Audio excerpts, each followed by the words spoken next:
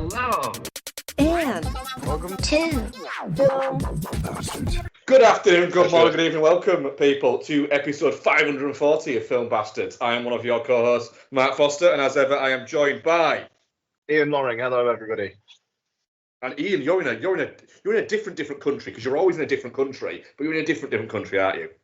I am. I'm currently sat in a little holiday home thingy in a Euro camp in Italy, which has been great. I'll talk more about that later if my connection doesn't crap out, because we just spent about 20 minutes just trying to actually connect.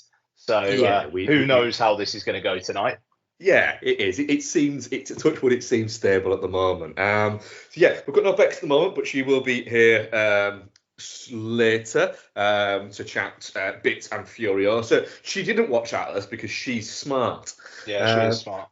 But we're gonna cover Atlas, the film that no one knows about. We're gonna chat some Furiosa and bits of what we've been watching. There's been some news, and there has actually been a few trailers as well. So we're a Pod Syndicate podcast. So go listen to my friend's podcast, Rewatch Project, Entertainment Landfill. His film, maybe that's no longer there, but you can still go listen to him because there's episodes there. Change Show, 30 Punter, etc.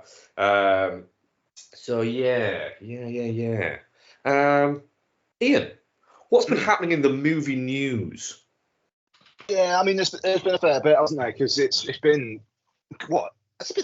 like getting on for 3 weeks since we recorded, I think. It is touching about 3 weeks, yeah. Yeah, which is completely unintentional. I couldn't get to Strangers Chapter 1, and then we just had to record later this week. So, Sean Baker's film Anora, I think it's called, won the Palme d'Or. Do you know my thing with Sean Baker has become? Because I most closely associate him, even though I've watched a couple of his movies before this, but I most closely associate him with Red Rocket. In my brain, I can't get out of my head that he's not Simon Rex. That's a weird bit of dissonance. So, I know that he's not, but whenever I see a picture of him, of Sean Baker, I'm like, that's not fucking Sean Baker. But my brain goes, no, it is, dickhead. They are different people. So this is, I think Neon have got this, so it'll get a release later this year. Stars Mikey Madison, who she was the killer who wasn't Jack Quaid in Scream 5. And she was the girl who Brad Pitt killed, like flamethrowers at the end of Once Upon a Time in Hollywood. Yeah. Her big two films leading up to this, she has, been burned alive in. It's quite funny that. But she plays a prostitute who starts dating the son of a Russian oligarch or something. I mean, it sounds interesting. Sure, why not? You know. It's 2 hours 20 minutes long. Yeah, that's a potential problem, but feels like it's all been rave reviews for that. Really, it seems like nobody was particularly disappointed that it won the Palme d'Or, and he's a bit of a soldier for cinema, is Sean Baker. He he puts up. Apparently, he's in cinemas in LA a lot, just watching any old movie that's on. Nice. Yeah. So it seems to be one of the good ones. So got that to look forward to. In other news, Mike Flanagan confirmed to be directing the next Exorcist film, which is going to have nothing to do with the last one. Bravo, good job. It is going to be interesting to see if they just completely not even acknowledge it. Like you would assume Ellen Burstyn won't be in it, Linda Blair won't be in it. They're just going to do some new stuff. From what I've read, they are basically just, it doesn't exist. It's going to be like The Exorcist 2. It's just not there. Yeah, smart. We talked about The Exorcist Believer last year. I think it was my worst film of the year. It was all of our worst film of the year. Yeah, like awful film. But Blumhouse placing their faith in Mike Flanagan feels like a good call. It is going to be. I suppose the question is, are people even interested in Exorcist films, like the franchise The Exorcist? Because obviously we have the Pope's Exorcist and we have The Exorcism, and everybody on earth are interested in those. Of course, but are people interested in The Exorcist as a franchise? And I mean, like, the evidence would point to no right now. No, I don't think they are that much. No, but I think a Mike Flanagan Exorcist movie, as the guy who did those things you watched on Netflix. I think that might capture more minds than just another Exorcist movie, because I think a little bit in the kind of minds of people who aren't horror fans and who aren't, you know, big time movie fans, so more casual viewers, I think they think there's been shitloads of Exorcist movies, and there's actually not kind of been as many as you think. There's been 6 now, but 2 of those were released at the same time, and 6 isn't that many in the grand scheme of horror franchises. No, quite. So, hey, look, I imagine this will probably be next October. I think that's the plan, yeah. Yeah. And I mean, I'm excited to see Flanagan back to films. Doctor Sleep rules. I feel like that film is going to be a classic of the genre in the future. I think it's already got a big following, doesn't it? It seems to be an incredibly popular movie amongst horror fans and amongst kind of like even Stephen King fans like it. It's kind of got that vibe to it. I have a feeling I think that will end up being one that is viewed quite fondly in a few more years' time. Yeah, quite. So excited for that. If I'm going to watch an Exorcist film, I want to watch one written and directed by Mike Flanagan. So good. Yeah. The thing about Flanagan with that is that he doesn't need to bother unless he's got an idea with it. Yeah. So he must kind of have an idea of, ooh, I think this could be quite cool. Otherwise, I just don't think he'd be like, he just doesn't need to. He's got that sweet deal that he's got with Amazon where he can do whatever he wants for Amazon, but also he can do whatever he wants that isn't for Amazon as well. Yeah. And again, he's one of the good ones. Like, I remember with his Netflix deal, he basically on the press tour for every series, he'd be like, I'm trying to get this released on physical media. I want to do commentaries. Netflix is saying no. Like, I don't get it. Why not? Every single time, Apparently that was one of his things with the reasons why he kind of jumped ship to Amazon. Because he said that when he discussed it with other streamers, he said, and now you know who I'm talking about. I said, in meetings that I had an idea, well, if you don't want to release official commentaries, can I just release them like on my own and they can be companion pieces? And they were like, no. He said, the guys that I was talking with just went, we don't care. Do you like when I do that? But, I mean, yeah, it's interesting because he did a commentary for Doctor Sleep with the guys from the King cast and just put it out there on the King cast feed. I'm a fan of that, and it also segues nicely into our next one. Ryan Johnson, who also likes to put commentaries out separately from the DVD and Blu-ray and whatnot. We have the title and the first bit of casting for the next Knives Out film, Wake Up Dead Man, which is a reference to what again? Ooh, I'm not sure. I thought it's a Bon Jovi song. Interesting. I mean, it's weird. It's weird. I think again we're highlighting the fact that people listen to us because we only said a couple of weeks ago that it was getting weird that there'd been no announcements. Yes, we did. Yeah. So no. It's the power we have. Sorry, 2 ticks. Dom, do you want me to move? Okay, all right, cool. Thanks, then. So sorry. There might be a bit of that tonight, by the way, folks. At some point, a pizza is going to be thrown through the door at me. So we'll see how it goes. But yeah, no. So we have got some casting names I've seen so far.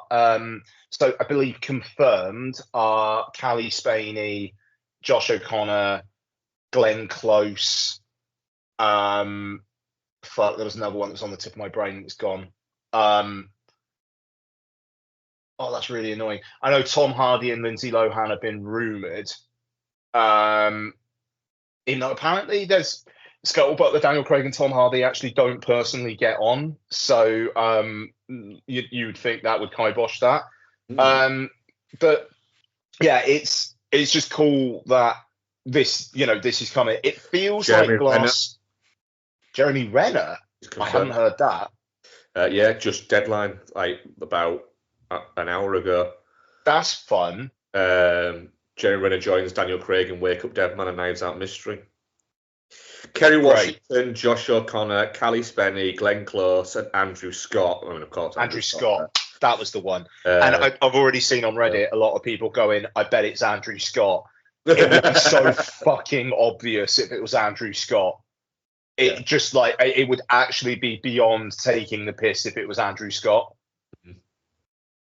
To be honest, either as the victim or the murderer. But yeah, no, it's exciting, and it feels like Glass Onion got a little bit shit on. Like I remember seeing it at the LFF press screening, and everyone was vibing. Everyone. And then it kind of landed. It seems to us it was big at the time, and then everybody kind of forgot about it very quickly. Yeah, well, that's the old Netflix of it all, though, isn't it? And I just to a large extent it is, yeah. The weird thing is, I'd like to know how many people have returned to watch Glass Onion versus the how many people have returned to watch, let's say, one of the Sandler movies that they've churned out. So let's say Murder Mystery, for instance, one of the popular Sandler ones. Because I bet it's just a real weird kind of like, and they paid so much money for it. It's like $300 million or something, wasn't it? It was about that, yeah. It's wild. Yeah, I really, really like Glass Onion. I think I might be gearing up for another watch of it soon. Even though we watched it a few weeks ago, about 6 weeks ago, and it's good. It holds up. It's a lot more fun than I remember it being, and it's not quite as ploddy as I remember it being. Yeah, no, I've had a great time both times I watched this. So that's going to be next year. They start shooting in June, and June is Saturday as we record. So that is exciting. The shittery of the May box office continues. If did okay in the US and has done fuck all internationally. So that film is probably going to lose money. I mean, I copped a lot of shit on Twitter a couple weeks back for saying that If is a kid's film. And oh, you absolute bastard. Yeah, just like real fucking weirdos coming out at me for that one because I had the temerity to criticize Scott Tobias's reaction to it. Scott Tobias, like, I had a little bit of back and forth with him and he was perfectly pleasant. Fucking concerned trolling dickheads following him, not so much. There is sadly far too much of a cinema is ours kind of thing. A guy who I follow on weird on TikTok and does like little movie bits, and he just basically just chats about movies, and it's literally just him as like a floating fucking head, just chatting about movies. But he seems quite nice, and he's quite sort of level-headed, and he just he's quite breezy with it. But he did the same thing, and then just did a reaction video going, "Wow, people really don't like being told a movie is for kids, even one they don't like." It's just and that is the wild thing about it. And I don't want to go on too long about this, 'cause it's a bit self-indulgent, but the fact that I'm saying, it's a kid's film, like, because he basically said to me, I don't know how anyone would like it. And it was like, my daughter liked it, and I think I caught him out a little bit, because he said, "Oh, wait until you see it." I was like, I did see it. It came out in the UK last weekend, and and this is the, oh god, I got into one with one guy because I was just like, it's like an adult trying to review the Paw Patrol movie. And he came back, and it was like this critic for the Irish Times, I think, saying, actually, our review of the Paw Patrol Mighty Pups movie was one of our most popular articles of last year. And I didn't, because it would be incredibly rude. But I nearly tweeted him back saying, like, is it not concerning to you that one of the most popular reviews of the year last year for you was the Paw Patrol's film? And then I looked at it, and the headline of it was just something about how it's fascistic, and it's like, right, okay, so that's why it's popular. Yeah, it was popular because it did the rounds of, check out this batshit review of this. Yeah, no, exactly. And then, weirdly, I remember I only read that because I'm fairly certain you sent it to me. I think I might have, to be honest. Yeah. And then somebody who we know as well also got a lot of shit on Twitter for criticizing the fact that someone was talking about their personal experience of being a cinema usher during Fury Road in their like introductory couple hundred words on Furiosa, and going like, can you just kind of like tell us if the film's good or not? And the editor of Little White Lies went at him, and then he literally got someone tweeting a meme saying "kill yourself," and it's just, man. Said guy that we know is genuinely one of the loveliest guys you could meet as well. Yeah, lovely human being, and it's the state of online film fandom. I mean, this is the thing. It's like I've said before on the show, we're a podcast where the number of listeners basically stays static, and I'm fine with that, because all of you lovely motherfuckers are loyal as fuck, and God knows we appreciate that. And absolutely. I feel like now, if you had new film fans, like, taking in film social media as it is at the moment, listening to this show, I actually think we'd probably cop a lot of shit for some of the things that we say. Absolutely, we would. And the thing is, there's an element of like, it's kind of not why we're here. We're here because we a few reasons. One, we love movies, and we love kind of chatting to each other about movies, and it's fucking great that people listen to it. Exactly. And if we didn't want to talk about it, we wouldn't do the podcast. You know what I mean? God, it's not like we earn anything from it. I mean, thankfully, Red Circle, our podcast host, don't charge for like their basic plan shit. I'm not that bothered about stats and stuff like that, so I don't pay any more. And that works for me. God knows how they make any money from it, but cool. But yeah, anyway, real fucking weird. Just going back to the box office thing, because I had a bit of a look into this, because I was curious. Partially, I was curious because I'd watched, and I'll talk about it later on. I rewatched Dune Part 2 this week, and I wanted to see how well it did at the box office. And it globally, it's the highest grossing movie of this year so far. So I had a bit of a look about 700 million worldwide, I think. Yeah. So I thought I'll have a look and see sort of what else is there. Right. So Godzilla vs. Kong is number 2. About 450 million. 570 million. Just shy of 570. Oh, wow. Yep. Kung Fu Panda is number. I'm not going to go through all of them, but I want to get to a certain one. And I'm going to ask you a guess. Kung Fu Panda's number 3, 540 million. Kingdom of the Planet of the Apes around just over 300 million. Ghostbusters 200 million. Guess what's number 6? Worldwide. Worldwide. Is it the Fall Guy? It's not. Fall Guy's actually number 8. This movie has genuinely made $25 million more than that. By the way, The Beekeeper's number 7. That's great. I will give you 2 more guesses because I don't think you're going to get it. Because if you give me 100 guesses, I fucking wouldn't have got it. What's the genre? I mean, that will give it away. Okay, all right.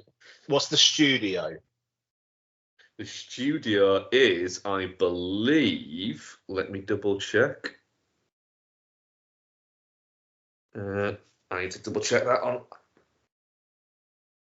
I need to double check that on Wikipedia. Oh, it's like playing the box office game on online. I know, isn't it? Yeah, quite enjoying this.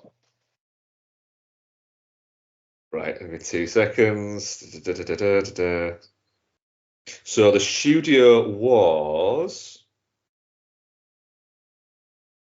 Paramount. Paramount. It has grossed literally. Oh, fuck, pounds. Bob Marley. Yeah. Bob Marley, One Love, literally a few million shy of $180 million. Yeah. Do you know what? I'd heard that actually had washed its face pretty well. A lot of white guys who like weed. Yeah, totally. But I mean, this is the thing where, we're in May and The Beekeeper is what, like number 7, you said? Yeah. Like that, I mean, that does feel a little worrying. And I mean, we'll talk about Furiosa in a bit, but God knows that opening weekend hasn't helped these conversations. But there does just need to be some more products out there. But at the same time, Dune Part 2, 700 million worldwide. That's a monster hit. And that was probably unexpected that it was going to do that well. But why did it do that well? Because it had big stars in it, and it's really fucking good. Yeah. You make something with big stars that is really fucking good, you're gonna do well. Yeah. Yeah. And that flies in the face of when people say, because a bit of the thing that's been thrown at Furiosa is that it's too long. People don't want to go to the cinema for that. It's been too long. Like, yeah, Dune Part 2 is longer. Yeah, I mean, people don't want to go to the cinema for Furiosa because it's it's a sequel to Mad Max Fury Road that already was a little bit of a holy fucking shit. They actually made some money from that. There's almost a quit while you're ahead thing. I mean, I did see a Hollywood Reporter headline just before we started. They've now paused development on the next film they were going to do. So that it's Miller's involvement in Mad Max is done. I think we get a reboot in like 10 years time. They'll do something with the IP at some point, but we're not getting any more of this. This is going to lose so much money for Warner Brothers, and it's really sad. Because we'll get into the movie later on, but we'll get into it. But my argument there would be you shouldn't be spending $170 million on a Mad Max movie. The other point for that is I'm glad that they did. Look, I'm perfectly happy that Furiosa exists, but this is the thing. Fury Road, what people forget, it washed its face box office wise, but it was the critical reaction and the Oscar attention that made them green light Furiosa. If it wasn't for that, you wouldn't have Furiosa. I think I remember us saying it'll be when it came out, when we were chatting about it 10 years ago on the podcast, saying it's unlikely we will get a sequel because it just won't have made enough money. Yeah. And God bless Warner Brothers, also, I mean, we will talk about Furiosa, but it is. I was listening to the Big Picture the other day, so this isn't an original thought, but they were saying that. Oh, actually, no. Do you know what? It was the Town, Matt Bellany's podcast. He was saying that that Furiosa was kind of greenlit and made under the previous non-David Zaslav administration, but the David Zaslav administration decided to go all the way with the marketing campaign and premieres all over the place. And so it did feel like Warner Brothers had faith in that film, that people were going to come out for it. And it's also one of those films where, people are saying like, people will only go out to the big screen to see spectacles now. Furiosa, say what you want about it, that fucking film's a spectacle. I mean, the thing there is, what I would say to that, because that seems to be like a lot of what you're hearing from people, is it's bollocks, because the 6th highest grossing movie is Bob Marley One Love, The Beekeeper is the 7th, the 9th is Civil War. You've got things like Challengers made nearly 90 million. Night Swim, that Paul's a dickhead movie. That fucking Paul, man. 55 million. The First Omen, 54 million. So the Abigail, 40 million. Tarot, 37 million. Monkey Man, 34 million. The idea that and they're movies that they will have made money off those. Tarot cost $8 million. Yeah. The idea that, people are only going to go and see things like Deadpool versus Wolverine, and then when Deadpool versus Wolverine pulls in $1 billion, they're going to go, see? It's like, yeah, that has still done that if you hadn't have said that, knobhead. You're pointing at one thing that backs up your argument when I can point at 8 that don't. When we talked about the Deadpool versus Wolverine trailer, I was saying that like Hollywood are going to learn the wrong lessons from this. I feel like they'll learn the wrong lessons from Furiosa as well, because it's going to be, they'll put shitloads of money into stuff that's safe instead of spread betting. Just do the $60-80 million films, do 3 of them, not one massive down the line one that is gonna will do numbers but won't inspire anything. Like that. Yeah, sorry, go on. I mean, the other bit there is, and people say, you're just gonna get safe movies. Like, well, no, because for the best will in the world, $180 million to make a Mad Max movie that contains no Mad Max. And we'll get into the bulk of the film later on, because I know Bex really wants to talk about it. There's just an element of maybe that's just too much for that movie. That movie maybe doesn't need to cost that much money.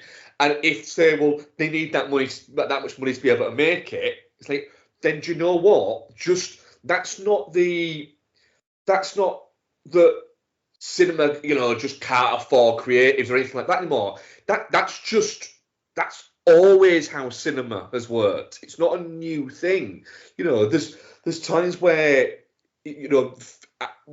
seeming people who would be classed as auteurs, why they've had a passion project for 30 years. It's often because every studio went, I'm sorry, that idea isn't going to make money. And we have to kind of make money to be able to give you and other people the money to make movies. We can't just lose money because you have an idea that you want to indulge in. That's kind of a thing. It's not necessarily a bad thing to go to some directors, and I'm not saying George Miller specifically, but in general, of saying, do you know what? Can you do it for 110 million rather than 200 million? No, then it's a pass. And that's maybe not a bad thing. And I cite Alice in Wonderland versus what looks like Beetlejuice is going to be. occasionally not having essentially an open checkbook and every little bit that you can think of you can do stops. I do think there's an element, again, I'm not referring solely to Furiosa, there's an element of, if you can do anything, then where's the creativity coming from? Surely part of the creativity is, right, but how can I do this? If I can't do that, how can I work out doing this? If you could just, if your imagination could just run free, then it's going to end up just doing bits that just don't quite sit right.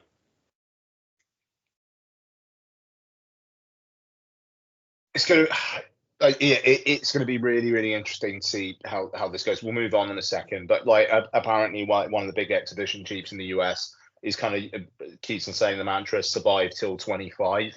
Like the product will come in 25. Well, that's it. We had there was a lull for about 6 to 8 months after the writers' strike, sort of 12, 14 years ago, wasn't there? Where things felt a little bit off and not quite level. And this is probably a little bit of an outgoing from that. Yeah, no, exactly. And things will ramp up again. Like, it's now getting on for a year since Oppenheimer came out, so you'd like to think some speculation about Nolan's next is gonna come up soon. We'll have a Avatar 3 Christmas next year, I believe. We got new Superman next year. Like, there are things coming, and there's lots of smaller films as well. Things will be all right, but the state of like big in the cinema films feels. Do you know what I find amusing, though, with all this? The same people that are decrying this, the same people that a few years ago were saying that small movies don't get released anymore because everything's just these big tentpole movies that run for 6 weeks and just get replaced or just downgraded on there. Why, you can't go and see, a really good auteur movie because it's just constantly getting these played. And now it's like, well, cinema's dead because not enough people are going to see these big tentpole movies. But the movies are still getting people through the doors. It's just the money's kind of getting spread out a little bit more to like different. Yeah. The fact that Tarot has done over $50 million is insane. Make more films. Make smaller films. But the likes of A24, like what they're doing, of like they want to do bigger films, but bigger films for them are the $50-60 million ones. And Civil War, it's done all right, and it's probably going to have a pretty healthy. Home video life, like that. That's the thing. That film will get in the black, which is great. Civil War, the budget was what, 40? I think it was like 60 odd. Like it was kind of expensive, but at the same time, it's kind of on the screen. Oh yeah, for sure, definitely on that one. 50 million made over 100, just shy of 115 million. Yeah, with, like I say, with like home video, and licensing to streamers and stuff like that, that film's going to do fine. And Alex Garland, I mean, Annihilation, to be fair, I think it sold to Netflix, so that probably did okay. But like Men, I imagine probably lost some money for A24. But yeah, one other just quick bit of movie news, because I don't know whether we talked about this. Did we 28 years later that Cillian Murphy's confirmed to be back? Yeah, we did. Okay, all right, no, fair enough. But yeah, they've started shooting, and that's. I'm already gearing up to watch Days and Weeks again in preparation for years, but it's gonna take me a bit of gearing up there. Anyway, right, trailers. Yeah, I feel like there's been a lot of trailers. I'm gonna start with. Did you see the Zephron and Nicole Kidman one? If you did, you must be pumped. Yes, I am. I mean, it's an odd trailer. It's an odd movie. Bex while I watched it, just turned around to me and said, "Doesn't it look like Nicole Kidman's got a Nicole Kidman mask on, but it doesn't quite fit her face?"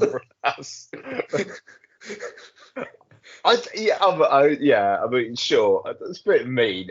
Look, I mean, shit, man, I'm up for that. I'm up for it, yeah. I'm up for what looks like kind of like a fairly sweet movie that is also a little bit like weird. Yeah. It was interesting because that like reference he makes to the Teen Choice Award. I was like, is Zac Efron like playing a fictionalized version of himself banging an older woman? So.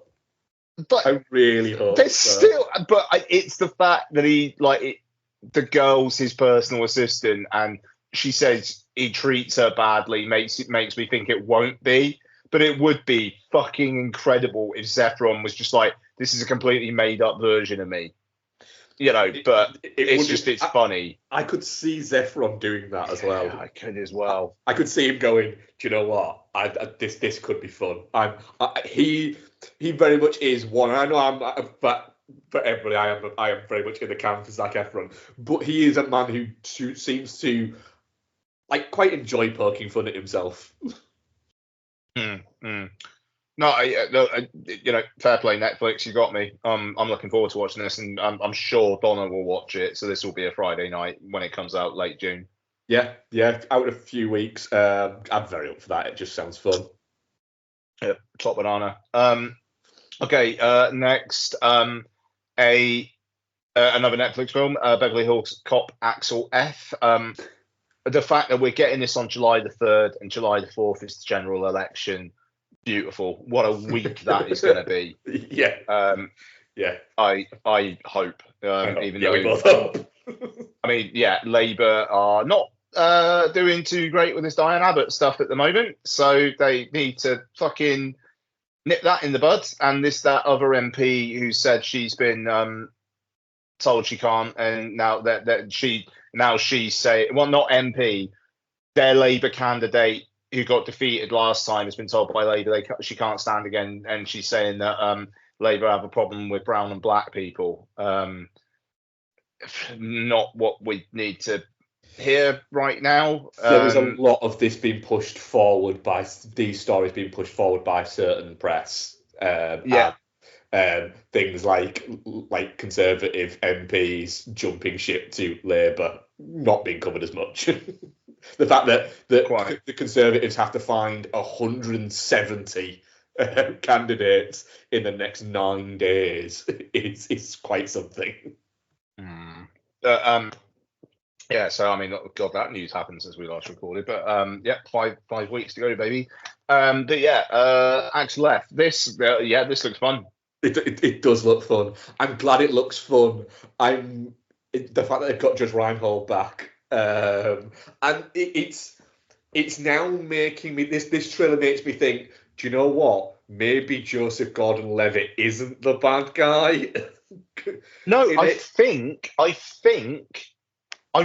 swear I read somewhere that he's playing his daughter's fiance. Is he? Who's also a cop? I swear I read that. Who's also a cop. Oh, that's quite interesting. That could be quite that fair enough. It just looks fun. It just looks fun. And Murphy looks awake, unlike Candy Cane Lane. So the joke reference to Beverly Hills Cop 3 is in there is quite good. And apparently you were here in 1994 as well. And you just get a bit of a look of, yeah, fuck it, go on then. I mean, Beverly Hills Cop for me is an absolute comfort movie. It is just endlessly watchable, and I'm looking forward to spending some more time with that character. Absolutely. Okay, I'm not doing this in any order. It's just as they come to mind. I'm not touching my phone because I'm worried the connection will drop out if I dare do anything. So I'm not looking anything up. Wolves. Yeah. So big stars making hopefully a good film. Come on, I would like to think this will make money, but then again, I also don't think that George Clooney's got the bankability that he did 20 years ago. Do you know why? I think that is. I think Brad Pitt does still. I think George Clooney doesn't, because he just seems a little bit grumpy old man now. Yeah, he doesn't. He seems angry Perfect. that he's having to do this shit.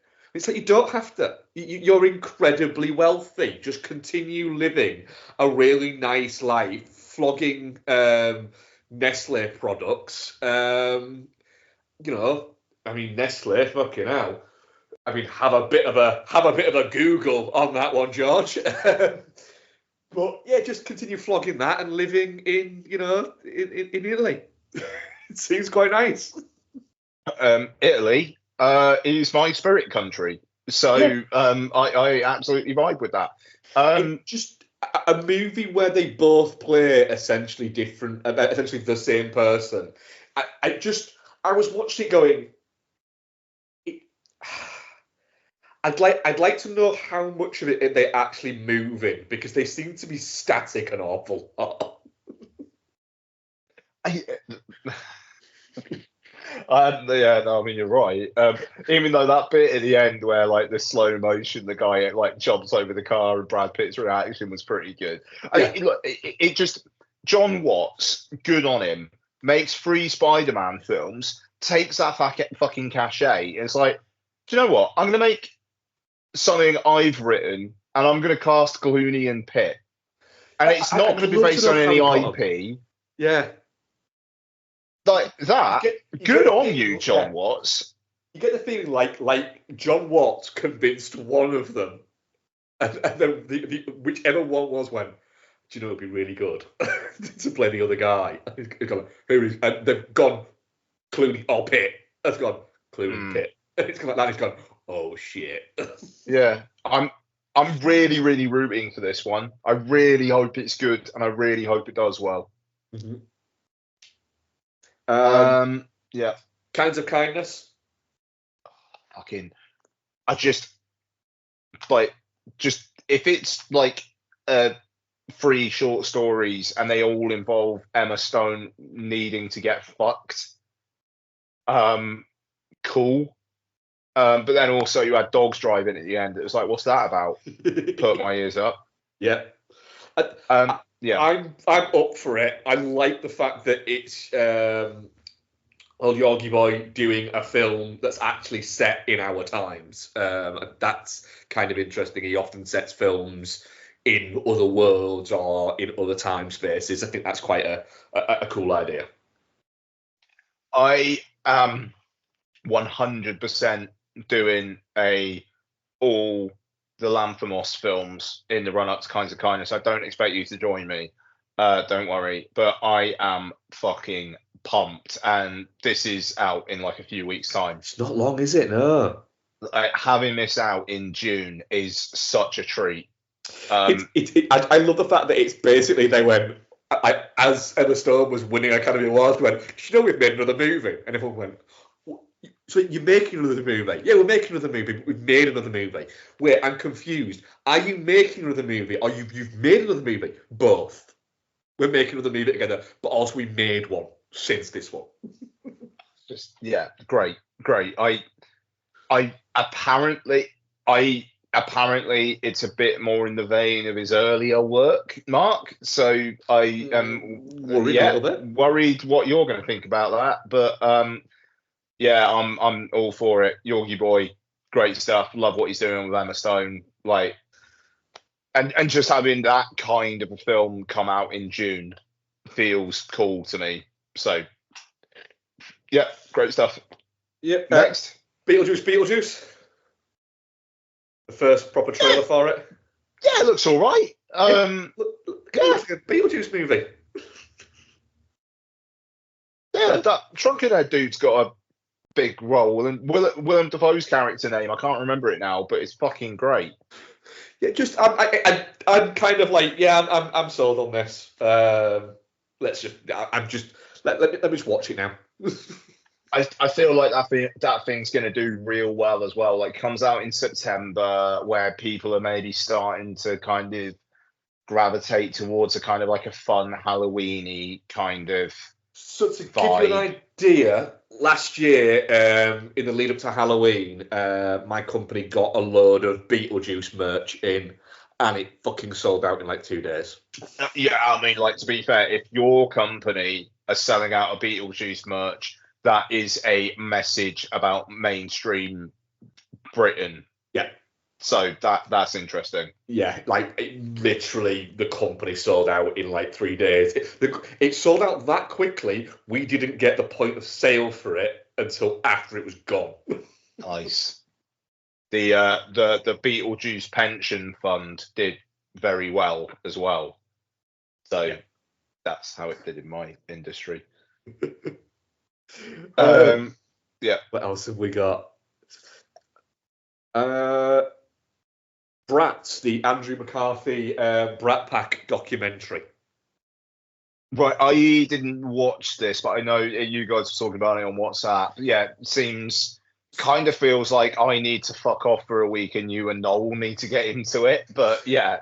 I mean, it's a good idea behind it. Is basically Andrew McCarthy just wants to just have a chat with all of the people that were kind of involved in that article, and just have a chat with them and just sort of just see what they thought about it and what their experience was with it. But it's certainly quite interesting as well, because he talks to people who he thought were involved within that, who were like, I wasn't part of the Brat Pack, and it actually made it harder on my career. So when I hear people talking about, oh, it was so terrible being labelled the Brat Pack, and they're going, are you fucking kidding me? So it just looks interesting. I think if you're a fan of that era of movies, which it might be one of those things where it just caught me and maybe just missed you a little bit. Would that make sense? Yeah. Plus, Andrew McCarthy is quite an interesting person to listen to talk about movies, to be honest, and about the Was he industry. the one who was in Mannequin? Yes. Yeah. Okay. And Weekend at Bernie's. Yeah. Okay. Who was the other one in Weekend at Bernie's? What's his name? Oh, fuck. This is really bad because I actually interviewed him once as well. Oh, fucking hell. His name. Jonathan Silverman. Yeah, I would not have. No. I thought it was something else. Right. Never mind. Are you thinking of Terry Kaiser, who played Bernie Lomax? I know. Oscar-nominated Terry Kaiser. Hang on. What was the Oscar nominated for? Fairly sure it was Weekend at Bernie's. Tell me that's real. Fairly certain it is. It might not be an Oscar. It might have been a fucking Golden Globe. Let me check. Right. Again. No. Okay. Yeah. You need to check this out right now. I'm No, it's not. Any way that the guy who played I've completely fever dreamed that. Leave me alone. Ignore me. Did he even get nominated for a Golden Globe for it? No, I didn't. Mate, 100%. That was in your own head canon. That's fucking incredible. I was convinced about that as well. What? Like they nominated him because it was like shit. He stayed still really well. Pretty much, yeah. I interviewed Jonathan Silverman. I love you, Mark. I don't say that enough. Fucking hell. And he was lovely. He was a really nice guy, and it was for a really bad film. It was a film. I'll tell you what film it was. It was for a film called Swinging with the Finkles that also starred Martin Freeman, Mandy Moore, and Melissa George. Right. It's a terrible film. Yeah. So what else have we got? Yeah, that just looks quite interesting as a documentary. So yeah. Also, as well, have you seen the Deadpool and Wolverine popcorn bucket has been released? No. What's this? Just Wolverine's head. Wolverine's head. Yeah, just Wolverine's head, and the hole for the popcorn bucket is his mouth. That's it. I mean, that's not bad. It looks pretty fucking cool, to be fair. Yeah. Yeah. I'm not going to pay like 12 quid for it or anything, but it's kind of fun. I'm looking forward to Deadpool and Wolverine. I am. It's just The trailer I saw at the cinema was the one I don't think I'd seen it before, because it was the one where the Ant-Man helmet opens and you get the Paul Rudd joke. Paul Rudd's finally aged. I was like, oh right, so that is Ant-Man then. Fair enough. That's kind of cool. I hadn't seen that trailer yet. Yeah. I might have to take a half day off work and go see that. Feels like it'd be a fun opening day crowd one. Yeah, I think I'm gonna go early on for the first day just to avoid spoilers. Yeah, nice. Right, should we review a movie? Yeah, I just realised the one we're going to review. Sure. Should we review I'm gonna bunny ears on a podcast, drink if you're playing Bastards Bingo, movie. Atlas is written by people. Are we sure? Do you know what? I don't think an AI would write something this. Well, it's a very compelling argument for why we need to trust AI and let them into our brains. I mean, yeah. It's directed by Brad Pitt, and it stars Jennifer Lopez, Simu Liu, Sterling K. Brown, Tom Ford glasses. Tom Ford glasses, yeah. And what's it about? In a bleak-sounding future, an AI soldier has determined that the only way to end war is to end humanity. That ain't even what it's about, IMDb. Ian, Atlas. Go on. Yeah. All right. I'm gonna just move because I'm taking the rare opportunity. Oh, no, actually, no, I'm not. It's raining. Sorry, I was going to sit outside, but it is actually raining. So yeah, Atlas.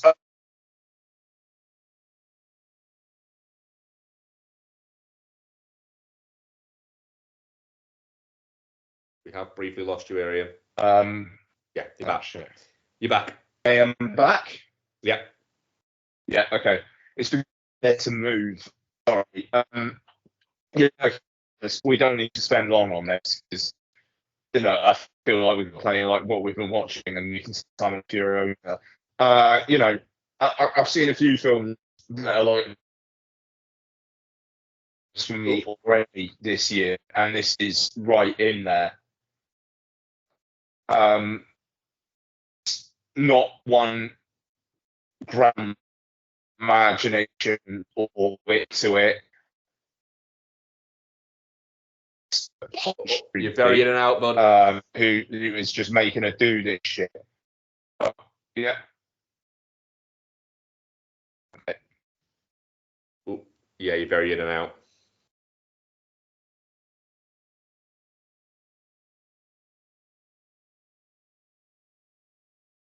Hello. You're back now.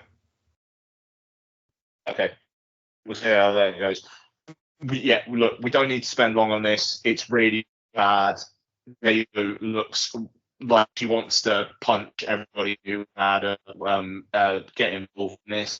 Brad Pitt has made good films. You wouldn't think it watching this. Simu Liu,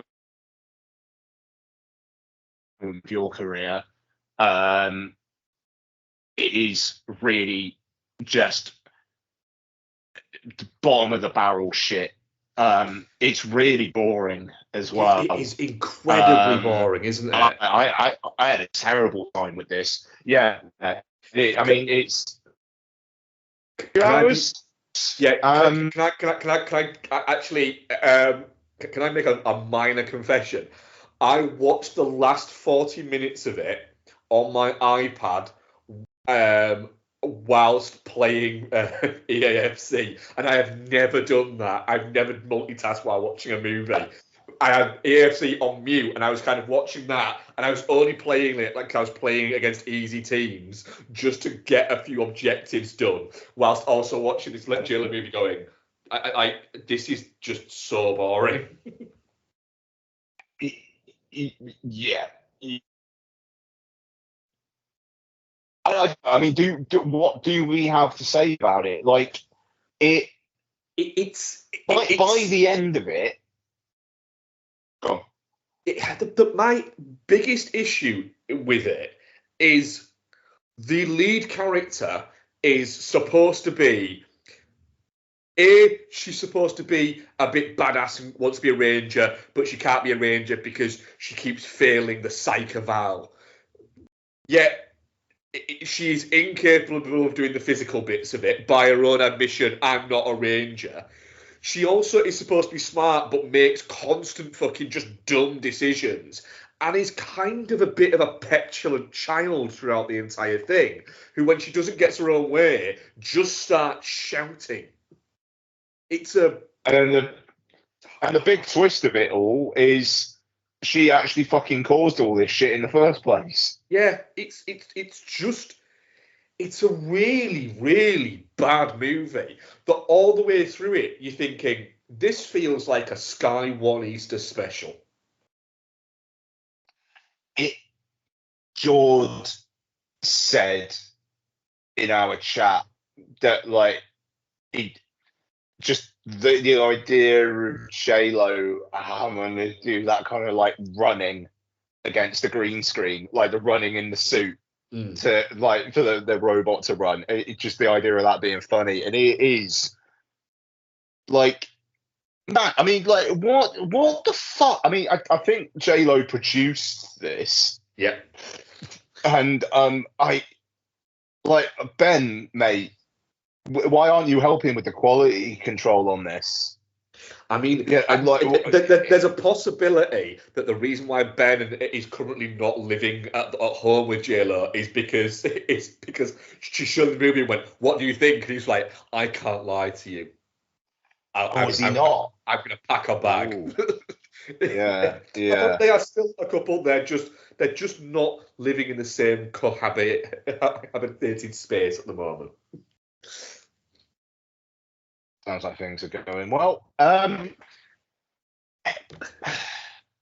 idea that this is Netflix's idea of this is our Memorial Day blockbuster is almost offensive in itself. Of just, yeah, this is what we think you want. Yeah, it's. I don't. The thing is, I can see why everybody involved has got involved. I just don't see. I mean, Jesus Christ, this had $100 million budget, and you can see that $100 million budget on the screen. So it's all on the screen, but it just shouldn't be, because none of it should be on the screen because it's bad. It's really bad, and Simu Liu, it's getting to the point now where it's like, mate, you need to do something because you're going to end up just falling into doing this constant crap. Sterling K. Brown's kind of all right with falling into doing this constant crap because he very much is, look, that pays me to be able to go out and get Oscar nominated for doing other shit. But yeah, it's really bad, and it feels like it's trying to set up like a new franchise. And just no, like not at all. It's like you say, the whole from the start of it, like, oh, she doesn't want a Neuralink, she don't want a Neuralink, she don't want a Neuralink. You're going, well, obviously at some point she's going to, and it's going to end up saving her. But then when it's like she was right all along, you're there going, I kind of don't think that character deserves to have been right or anything good go for her. She's kind of a dick, and this was all her fault. After literally, she the reason why it happens is because she had a paddy when she was a child. Yeah, that's just an awful creative decision. Like that's it.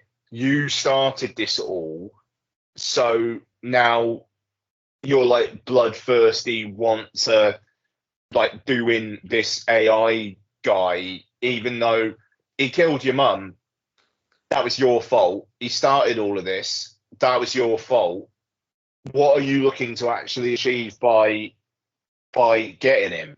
Yeah. Like it And the only interesting bit of it, or mildly amusing bit, is literally just their shittier version of Tars from Interstellar. It's so badly just ripped off that even the ending of it is basically the same as the ending of Interstellar. It's a really bad movie. Yeah, it is. It more just makes me bothered that it's like that this is just what we get from Netflix now. Then is it? You know, I mean, you don't. In the years past, they've been like big. We're going to give these filmmakers the money to do what they want, and we'll have big like festival-y kind of stuff. And then that Dan Lin, I think the guy. I can't remember actually. The guy who came in last year to say, I think it was Dan Lin, to take over Netflix. It was like previously one of the heads of like Warner Brothers, and like saying like we're going to take a different direction. It's like if it means you're going to get more stuff like this, and less like giving Ryan Johnson to make more Knives Out films, then fuck you. You know, like also as well, it will have backfired. That is it's a bad idea on a creative level, and you know the fact is the Glass Onion was plastered everywhere, and people were excited about it. Atlas, I think I've seen on the side of one bus, and I think it replaced the Extraction 2 one from last year on the same bus. And the fact that I had to find Atlas sorry. was worrying. You know what though, Bob?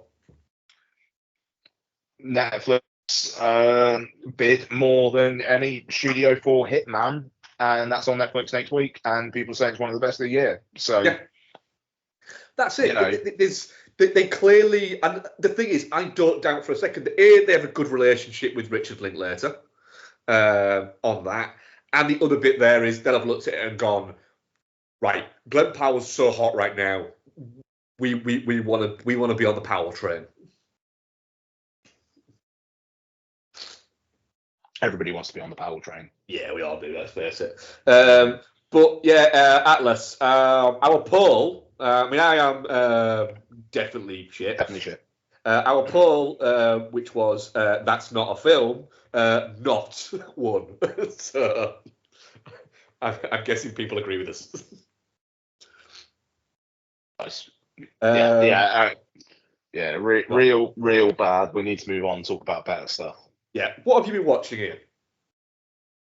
Okay, so obviously it's been a while. A little worried about touching my phone, so I may forget some things and have to swing back round.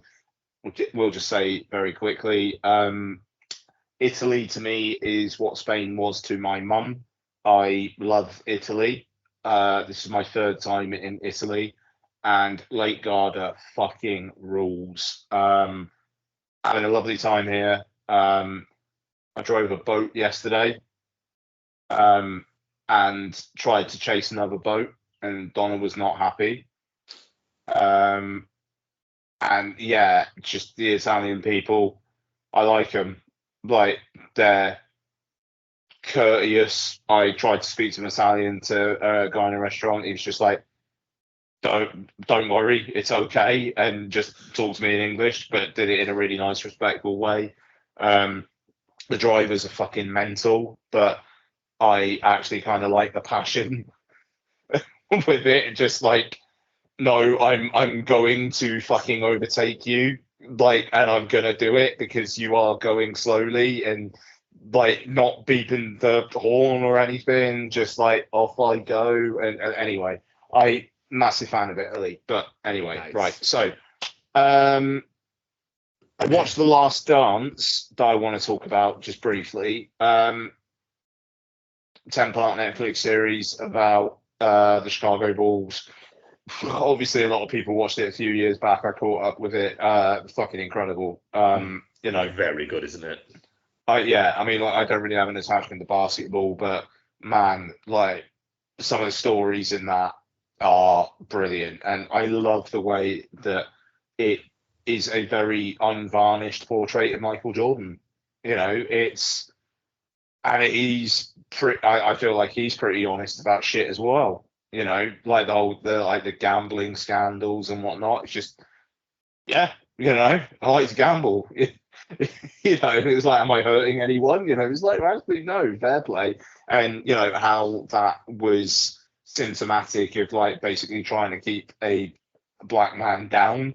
But, at the same time, like, the whole kind of like Republicans need to, Republicans buy shoes too, I think he said. You've got, I don't know, you've got to respect that sheer, I am what I am about all of this. And no, he's not one of life's great political figures for the cause of minorities. He's also an incredibly powerful, charismatic figure who I don't think has necessarily done any wrong in the world. Has he? No, there's not. There's. I don't think it's like say he doesn't. He's not. He's not one who will persistently use his platform to push anything that he feels needs his backing. He very much is like, no, do you know what? I just want to kind of sit back and just enjoy the fact that I have, that I had this talent and it's made me incredibly wealthy. And I give a shitload to all of these charities. I also don't need to shout about that. Yeah. I prefer it to The Rock, like going, I endorse Joe Biden, and then 4 years later going, I realise that my words have an effect, and so I'm not really going to endorse anyone. Cool, yeah, well done, dickhead. Yeah, that's a little bit like say outright saying you're not going to endorse anybody. It's like, just don't. You don't need to say anything. Just don't. Yeah, and also Republicans do buy shoes too. And the Republicans of 30 years ago were a lot more fucking measured than they are now. Or at least like Republicans in maybe in the Trump variety specifically I'm talking about. But anyway, incredible documentary. Really, really enjoyed it. It kept me company during some I'm gonna do some more mum shit, like flying out to Spain for a fucking day to sign some paperwork and stuff like that. So yeah, but that was actually inspired by a rewatch of Air, which rules. I really, really like Air. I know people have been critical of it because it is like, right, so it's basically the biopic of how people got rich. Yeah, but I find it compelling. Damon's great. Chris Messina as the agent is probably supporting actor Oscar worthy, quite frankly. I agree with that. Yeah, he's fucking incredible. Just like he's like shouting at Matt Damon at one point, and Matt Damon's just laughing. Like it's just great. It's just really going off his nut. I think he's sort of eating him or something, or like eating his balls. And it's wonderful. And you contrast that with The Last Dance with the agents, just like, yeah, it was all my idea. It's so funny. I just find it really compellingly watchable film. It is very, very watchable. Is Air? Yes. Okay, Let It Be. So the film that McCartney basically didn't want released for years basically because there's like a scene where he's falling out with George Harrison, I think it is. Yeah. Yeah, man. Like, I don't know. That kind of feels a bit reactionary. Sort of like footage that they also used in Get Back. Yeah. Or like and yeah. I mean, I enjoyed it. I'm sure it'd have been more revelatory at the time, to be honest. But it's the Beatles working together. It's cool. Don't have much more to say than that, to be honest. I'm glad it's out there. It's on Disney Plus, isn't it? Yeah. Yeah, because I've not watched this since like watching like a bootleg copy of it like a long time ago, like in like the mid '90s, like a bootleg VHS copy. Yeah, no, I mean it's it's decent. It's good. It's just it kind of is what it is, but I enjoyed my time with it. Okie dokie. What else? Oh god, I watched two things on Sunday, and one of them was Atlas. I can't remember what the other one was. That's really annoying. I'm gonna not move my phone and hope that it doesn't fuck up.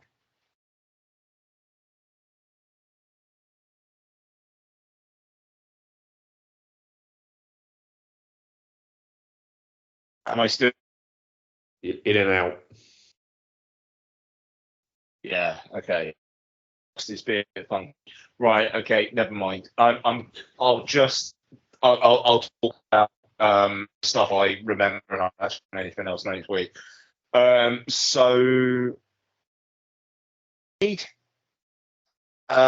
is a Netflix film starring Benjamin Bratt and Brooke Shields. Another magnificent effort from the Motion Picture Corporation of America. And Benjamin Bratt, hot as fuck. He was in an episode of Loop this season. It's a good-looking dude, is Benjamin Bratt. He's got a real good energy to him as well. Right, honestly, Mark, I know you don't really watch TV and whatnot. There's just one episode of Loot from this season that he's in. It's like half an hour. It's almost like self-contained. Him and Maya Rudolph. I would just maybe give that a watch and see if you find it funny. Because if you do, you'll find Loot funny. And it's just Benjamin Bratt I might give being Loot hot. a go just because I quite like Maya Rudolph. She is so fucking good in that show. And they're half-hour episodes. Yeah, I think Bex wants to watch it, so I think we'll end up watching it at some point. It's really fun. But yeah, like so, Mother of the Bride. It's Brooke Shields. Her daughter is getting married to Benjamin Bratt's son. They don't know each other as in-laws until they meet each other at the wedding. Turns out they had a thing years ago. Yeah, I mean, it's exactly what it says on the tin there, really. It was fine. They're like, not fine. No, it's not great. But I like Benjamin Bratt. So, if you're looking for something to watch with your partner, have a couple of drinks, you could actually go a lot worse. And you could go a lot worse with Motion Picture Corporation of America films as well. But God bless them and their Netflix Christmas films. I'm glad they're branching out and paid for a lot of people to have a fucking holiday in Thailand shooting some shit. So good on them. And I watched the first two Bad Boys because I downloaded the third one as well on my iPad, but then I connected it to internet here. And apparently Bad Boys 1 and 2 are available on Italian Netflix. The third one's not. So even though I've got it downloaded, it knows I'm in Italy, so it won't let me watch it. Which is fucking bizarre. But yeah, Bad Boys is great. I always forget how much of a Martin Lawrence film that film actually is, because it is, in the credits, Martin Lawrence and then Will Smith. They're not even like together on the title card. This was a Martin Lawrence led film. And Smith is not on screen for loads of it, because the whole thing is Tia Leone thinks that Martin Lawrence is Will Smith, and they need to keep that ruse up because she'll only trust who she thinks is Will Smith and things like that. I really like Bad Boys. Tia Leone is doing maybe the most 90s disaffected late 20s woman performance of all time. Yeah. She's a shrug, isn't she? Yeah. A shrug who's a bit of a dickhead. Yeah. That not great. But Smith and Lawrence together, brilliant. Which then sets up Bad Boys 2, which may be one of the best action comedies of all time. I don't know. Possibility. Like, that film is very, very of its age. Additional music by Dr. Dre, which, the bits that Dr. Dre contributed. It is so overblown, and it is just so going to 150 where it doesn't need to. But God bless that film. I would love, one day I'm going to put Lottie in front of it, and I'd love to see what she thinks of it.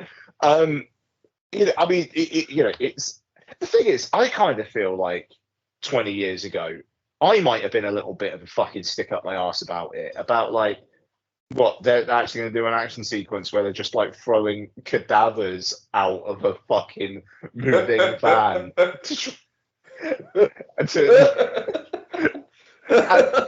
it's like now it's great. There's a bit where like they chuck one out and the head pops off, and I swear that wasn't supposed to happen. And you just got Martin Lawrence going like, "Oh, what's head just popped off? What the fuck?" There's like one shot where they chuck a body out, and it just careens into a camera and just fucks the camera up. And it's like, this is great. Yeah. And do you know what? Like, people say that like that film's like 20 minutes too long because it kind of feels like it's the end. And it's like, this shit just got real. Now they got to go to Cuba to get Martin Lawrence's sister back. And I've said that before as well. But do you know what? This time I was just like, actually, yeah, I do want more. Right. So all these random, like, they're told they can't do this up, and then all these randoms are just like, yeah, we'll help you. We just want, it's almost like, yeah, we just want this movie to carry on, so we will help you. Yeah. Yeah. Everybody's having a really good time. No, exactly. And I'm just like, yeah, I'm here for it. It's brilliant.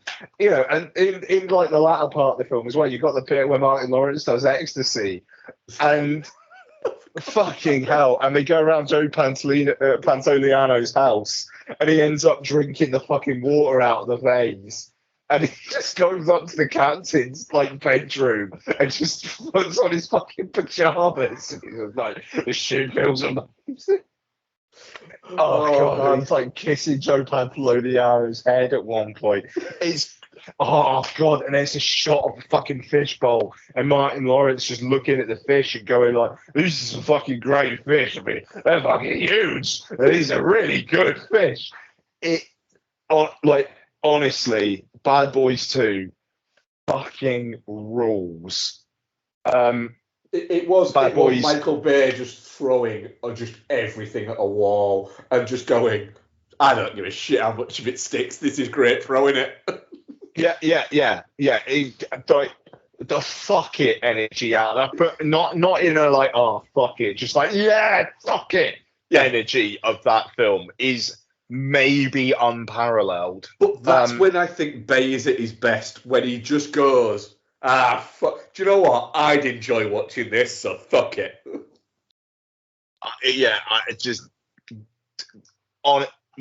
Honestly, I enjoyed every single fucking second of that film. Every single fucking second. So, I'll rewatch Bad Boys for Life before Bad Boys Ride or Die. We'll talk about for Life on the show next week. Then we've got Ride or Die the week after. And Yeah. I think Ride or Die is gonna make some fucking money. I think it's more popular than people think it's going to be. Yeah. I think people are ready for it, and they're ready for Will Smith in that mode again. And you know, if Will Smith's just going to do some like blatant career rehabilitation, I'm glad he's doing it for a Bad Boys film. Yeah. Yeah, for the life of me, I can't remember that other fucking thing I watched on Sunday, and that's I'm gonna kick myself, and I'll talk about it next week. Anyway, over to you. Oh, right. Don't think Bex is too far away, so I'll go to the bits that I've watched on my solo. What did I watch? Rewatched Anyone But You. Still really fucking like it. Like, I think that's my third watch now. And yeah, huge fan, fun film, like it. We'll continue watching it very often. Laughed an awful lot. It's great. Quite a few rewatches actually. Rewatched St. Elmo's Fire, not because of the Bratz trailer, but just because I heard the song somewhere and went, huh. Quite like to rewatch St. Elmo's Fire. So yeah, rewatch St. Elmo's Fire. I really like St. Elmo's Fire. It's one that I think doesn't get spoken about enough. No, as much, sorry, as things like The Breakfast Club. It's kind of like the. Oh, sorry, quick production question. Can you hear any rain at the moment? No. Okay, carry on. Sorry. Yeah, Thank you. it's at the next one down. Yet this has, Emilio Estevez, Rob Lowe, Andrew McCarthy, Demi Moore, Judd Nelson, Ali Sheedy, and Andy McDowell, who is one of those ones who claims I'm not part of the Brat Pack. But it does have like the chief Brat Packers all within it. So it's one of those where you watch it going, you could pick out bits and go, oh, that hasn't aged well and that hasn't aged well. But it's also, you're there going, but it's a 40-year-old movie, and it's not that these things have aged badly. It's just times were different 40 years ago. That's like in 1985 watching a movie from the 40s and going, oh, I'm not sure they should be saying that. You've got to. Some movies have aged badly, see Trading Places, but some movies are just older. You need to just kind of wind the necks in a little bit. Rewatched the Chris McKennelly, Keanu Reeves produced and hosted documentary Side by Side. Good that. It's a really good documentary. And it's really interesting because obviously this was at the time, the documentary was made at a time when digital cinematography and digital projection was just starting to overtake film. And then now, I think they were saying like at this point, somebody says, I think it might even be James Cameron says that, we're getting towards 50% of cinema screenings are digital projection now, and that number's going to go up. And now, 99% of cinema projection is now digital, which isn't necessarily a good thing. But it's interesting the filmmakers talking about it. But then the good thing is that he talks a lot to the tech people, and some of the tech people kind of nail it more than the filmmakers. Like the filmmakers who come across a little bit like they're like James Cameron comes across well in it because he's interesting to listen to him talk about movies, but he's the only one who gets prickly with Keanu Reeves when Keanu Reeves questions him on something and kind of pushes back. And you can see the I don't like being questioned ego coming out of him a little bit. He's not unpleasant, but he does get a bit prickly. Whereas Fincher kind of doesn't a little bit. Soderbergh just comes across as just a bit of a knobhead within it, as does Robert Rodriguez. But like the tech guys, where one of them is after, I think it's again James Cameron is talking about 3D film, and that, you know, in 10 years' time, you know, 90% of films that are in cinemas will be in 3D, and you'll be watching 3D TVs at home, and that is where the industry is going, that more immersive thing. And then Christopher Kennelly does a really good job, because then it cuts to, I can't remember which cinematographer it is, it might be Dick Pope actually, cuts to him and he just goes, 3D is a fad. It makes sense for Avatar, but once you start having blah, blah, blah 3D, it's a fad and it will be gone within years. And it's a well fucking done on that, because it's the tech guys are the ones who get it. And there's another guy, I can't remember his name, who speaks so much sense, and he's there going, you know, cinematography, it's great, and all these filmmakers will use it. And you're going, yeah, and you know, if you're making this documentary in 10 years' time, people will be going that film is gone, it's dead. So, but then if you make this documentary in 15 years' time, you will have filmmakers now starting to reuse film and going back to film, because it'll spin round, and that's what happens. That's just kind of the way that this whole thing goes. So it was a really interesting sort of rewatch, to just watch it kind of 12 years down the line. What else? I need to rewatch that. And it's interesting as well, because I watched that Brawn F1 doc that Keanu Reeves hosted, and he's great. He's really good at it, isn't he? But just being disarming, just like being quite chill, and then actually having that slightly more cutting thing. He interviews really well. Aren't expecting, but he's Keanu Reeves, so he can get away with it. He does, and you know, he interviews people and puts the questions forward really well, and he doesn't kind of come across on a side on it. The great thing is there's a little bit of like doom mongering towards the end of it, where you're going, you're saying all that, but none of that was a thing that now we've kind of, I'm glad we've tipped past that, and we're now back into, do you know what, that didn't happen the way that you thought it was going to, and that's quite cool. I would give it a bit of a rewatch. What else did I watch? Rewatched North, the Rob Reiner movie, because the one that like Bruce Willis plays a bunny in, is that right? Yeah, he does. He plays the Easter Bunny in. He also plays a cowboy in it, an Inuit. It's Dan Aykroyd has a big musical number where he sings about basically wanting to fatten North up, because everything he has is the biggest, so he needs to have the biggest son, and he literally means the biggest, as he needs to be really fat. It's kind of the movie that destroyed. I mean, just listen to Rob Reiner's fucking hit rate here.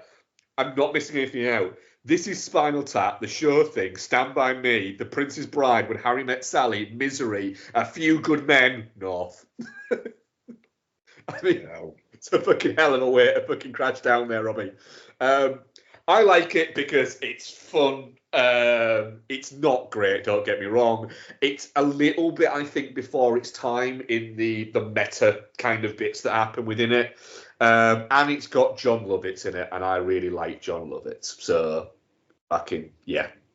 And also rewatched Empire Records, because I do every few years, because it's one of those movies that, from my youth, that feels like a hug of a movie to me. Renée Zellweger has never been hotter than she is in Empire Records, and it's it did make me want to work at a record store, and I did work at a record store. It's not as fun as Empire Records, but it is quite fun working at a record store. I think I got in at working at a record store before it just sort of record store started to die, so it was still quite cool. So yeah, that's the ones that I watched on my solo.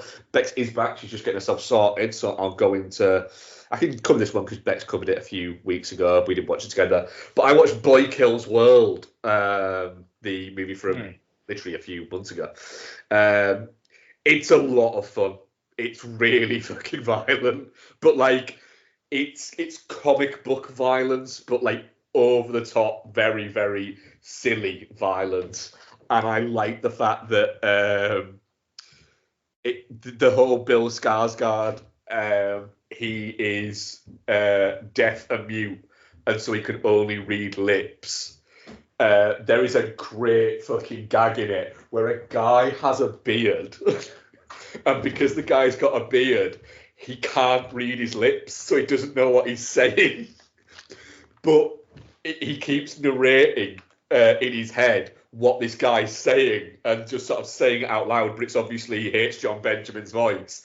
But occasionally you see a visualization of what he's saying, and it is a running joke throughout the thing that he's going, oh my God, this can't be right. He can't be really saying this. Oh no.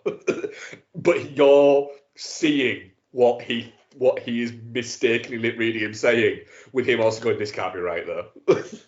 And it just, it shouldn't be as funny as it is, like, at all. I enjoyed the film. Bex is here. Hi, Bex. Hi. Hey, buddy. I do think it has a plot point too far. We're not going to get spoilers because it's a fairly new movie that didn't do as a major review. But I do think there's a plot point that goes a little bit too far at the end that makes it a little bit too plot heavy. I know you don't agree with me, Bex, because you loved it. But yeah, but I had a really good time at Boy Kills World. It is fucking fun. It is really fucking violent, and it doesn't outstay its welcome at all. And Jessica Roth's abs are quite something. Abs. Yeah. Yeah. She does have a lot of abs, doesn't she? There's also a cheese grater fight. There's a cheese grater fight that is just fucking grim. Just so grim. So grim. Genuinely, the Foley guy deserves double what he got paid. The which guy? The Foley for that, the sound guy. Oh yeah. Because it. Oh my God. Yeah. It's so bleakly impressive. Yeah. It's a work of art. Yeah.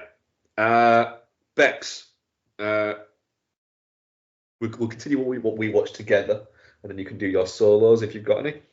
I don't know if I've got any. So we also, Bex, what did we rewatch? Because people have heard me talk a lot. We watched the classic of the genre, Blair Witch 2: Book of Shadows, didn't we? Yeah, we did indeed. We love this. Solid. Better than Blair Witch. It is better than Blair Witch. It's the best Blair Witch film. Yeah. Yeah. It's great. And it's got a hot redhead dancing around naked, so you know what's not to like. Yeah. Can I point out that you turned around to me and said, it's weird that how much better this film gets when there's a hot redhead naked in it. No, it was when she died, and I was like, this film just got a hell of a lot less That was hot. it. Yeah. Yeah, no, it's just great. It's a good story. It's not. It's fucking dumb in a good way. Yeah, it's not a weighty mythology that it's got going on, is it? No. It's. I love the fact that it sticks to the bit of it, like pretending that Blair Witch was real and a real documentary and stuff.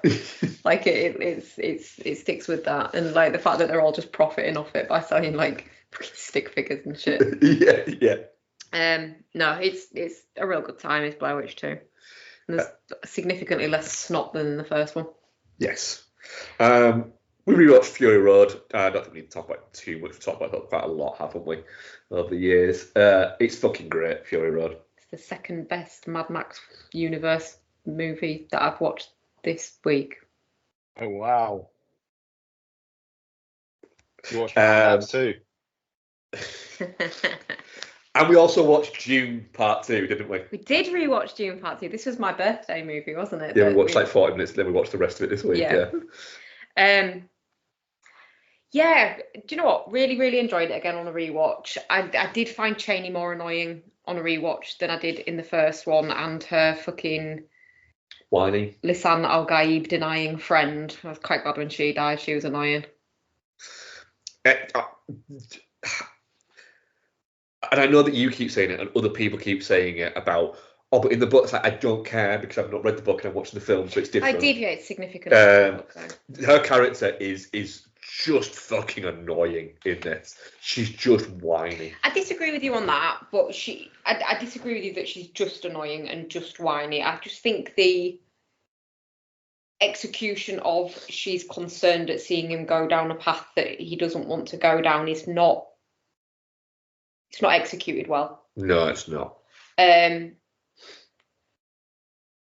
But there's so much good in this movie that it doesn't make me dislike the movie. It's a very rich movie. It really is, yeah. Yeah, it's just a fucking banger. Yeah. What else have you been watching, Bex? I don't think I've watched anything on my own. The fuck, dude? Well, I've been watching a lot of From. Oh, yeah, haven't you? Yeah. Can I ask, Rick, did you guys watch Dune 2 streaming or or physical media? Streaming. Okay, all right. Yeah, I've heard some people say that the physical, in some ways, looks worse than the streaming in terms of the color timing. So anyway, sorry. Yeah. Intriguing. Actually, I don't know when we last recorded. I have watched Masters of the Universe. I can't remember whether I spoke about that last time. Don't think you did, babe, no. Ooh. I fucking love Masters of the Universe.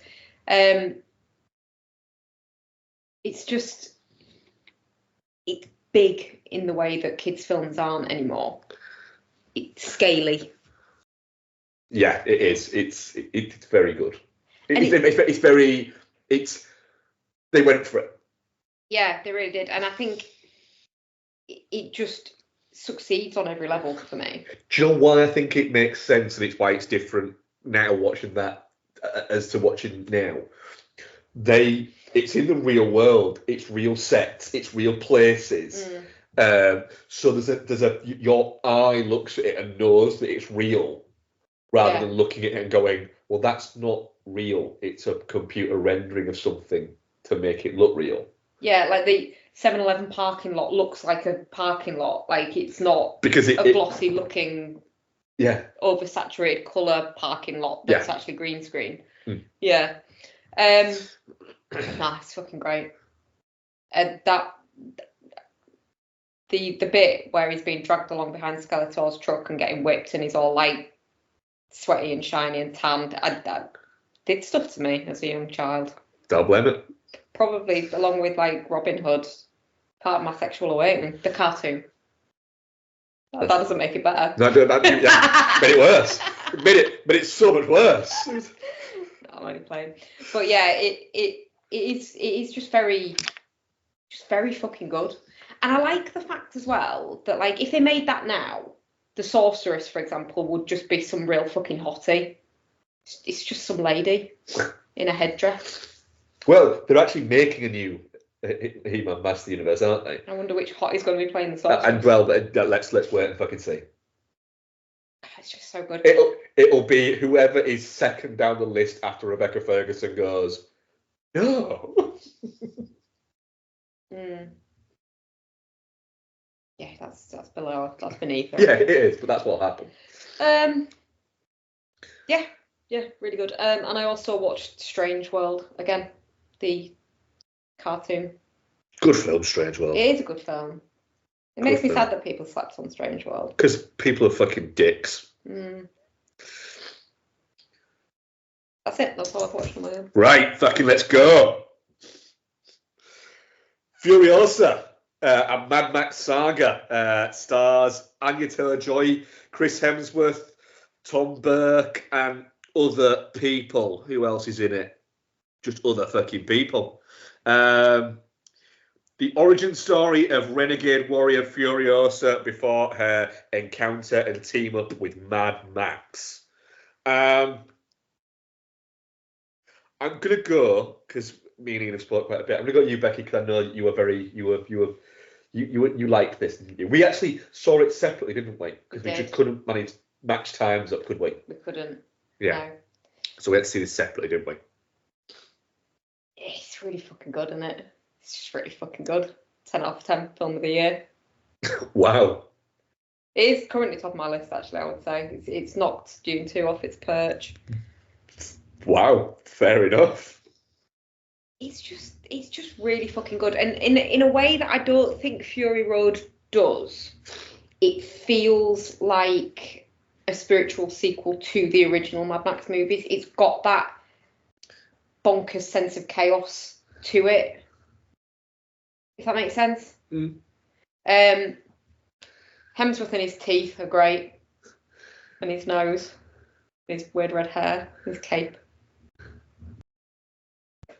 That's a real weird characterization, to be fair. I love what he's done with like this role. I really enjoy how like into it he's evidently got. But Anya Taylor-Joy is just, without slipping into hyperbole, a fucking revelation as Furiosa. She is magnificent in this. And I think, like, because Furiosa just popped up as a character in Fury Road. Like, she's not a pre-existing kind of known entity, and you just kind of have to guess at her origins. And then, obviously, this is padding that out, I guess. But yeah, it's just, there's just so much in it. It's rich in story and builds the world really well as well. Like, I think just like getting to see the various different locations that are referenced in Fury Road, and like experiences that are referenced in Fury Road, they're really well done. It feels really I mean, the world building's impeccable. Yeah. Like, I don't really know how to kind of explain what I'm trying to say. It feels well padded out. It feels Lived in. real and lived in. Yeah, that's what I'm trying to get at. Yeah. Yeah, just fucking loved it. Oh my god! So I've not even able to like speak to you about this because you've only seen it today. Yeah. The bit where she loses her arm, man. The bit where she loses it, or the bit where The pre-loses it. The bit where she pre-loses it, I guess. Yeah. There was a great moment in the cinema where a guy in my screening just went, "Oh, fucking hell!" and then to make it better, another guy just went, "Yep." There was quite a few people in my screenings, but it was all people on their own. Oh, okay. Dotted around. I like as well, like, I like the way that it shows her rising through the ranks as well. Couple of bits that I was a bit like, it's not really believable though, is it? What? Her being like Charlize Theron's age at the end. You're like, yeah, it does. There's a bit of a fucking Hugh McGregor turned into Alec Guinness like 8 years later to it. And I'm sorry, Anya Taylor-Joy's a very pretty girl. Nobody's buying her as a boy. She can strap him down as much as she wants. She looks like a girl.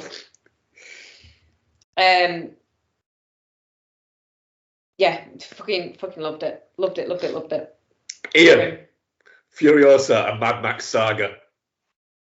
Yeah, I was pretty disappointed. Really? Fuck. Yeah. I thought it was good. I thought it was really, really good. It won't. If it touches my top 10 at the end of the year, I'm worried. Okay, so And it's interesting as well because Bex is saying this all with such obvious passion, and I feel really bad. So I'm just going to rip the band-aid off. I think a de-aged Charlize Theron, which Miller said they were considering, but basically couldn't do for budgetary reasons, would have been the way to go. I found her just a bit of a cipher. It kind of felt like all the character was doing was reacting to things around her. That I didn't really get a sense of who Furiosa was. And by the end of it, where it's now she's going to take the five wives to the green place, I was just like, I feel like there's more of a time gap needed there. The fact that they then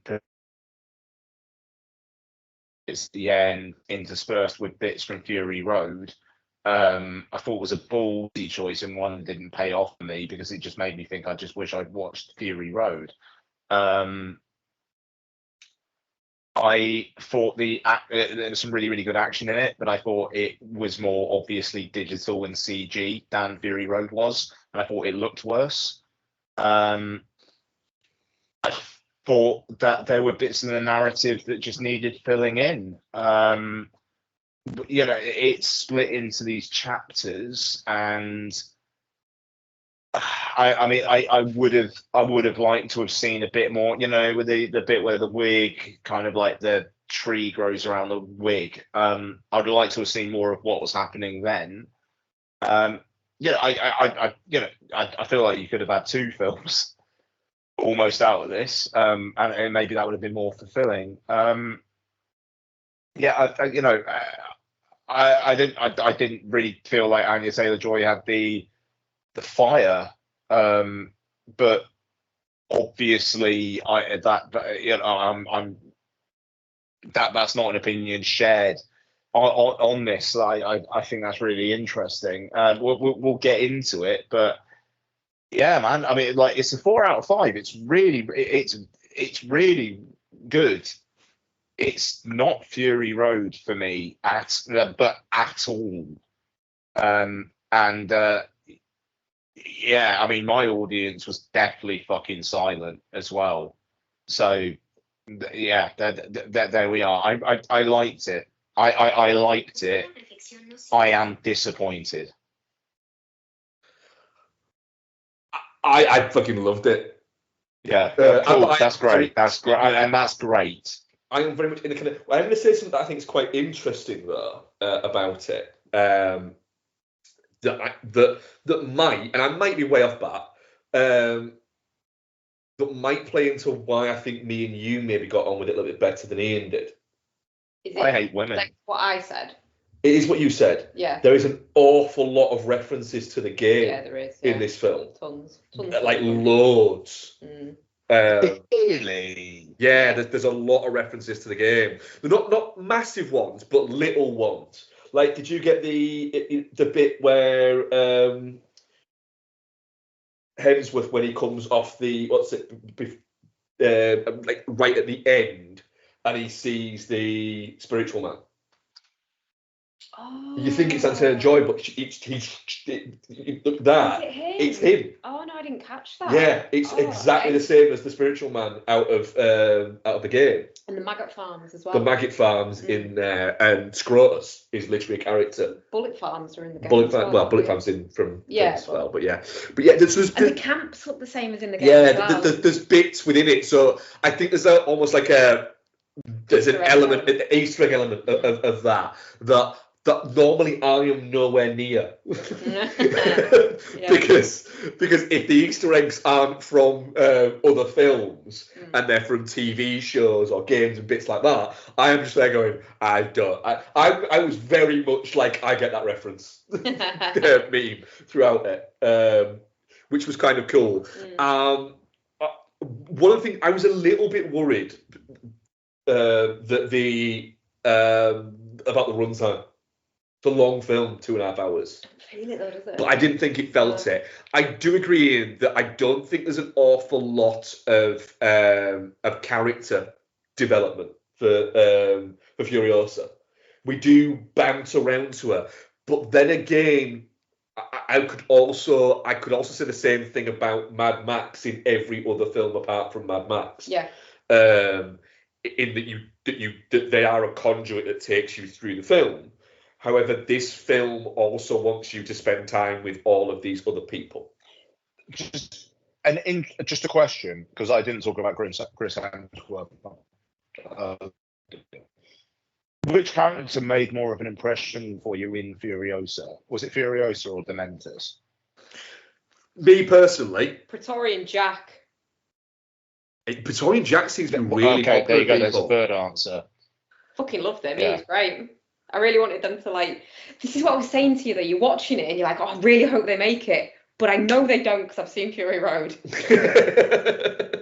I'll be honest, I really enjoyed Dementos when he was on screen. I'm glad that he disappeared for points. Yeah, me. Because I think it could have been too much there. I would say I'm going to kind of real fucking fence it here and say the fucking world was more of a star for me. But I do agree that But no one saying Furiosa.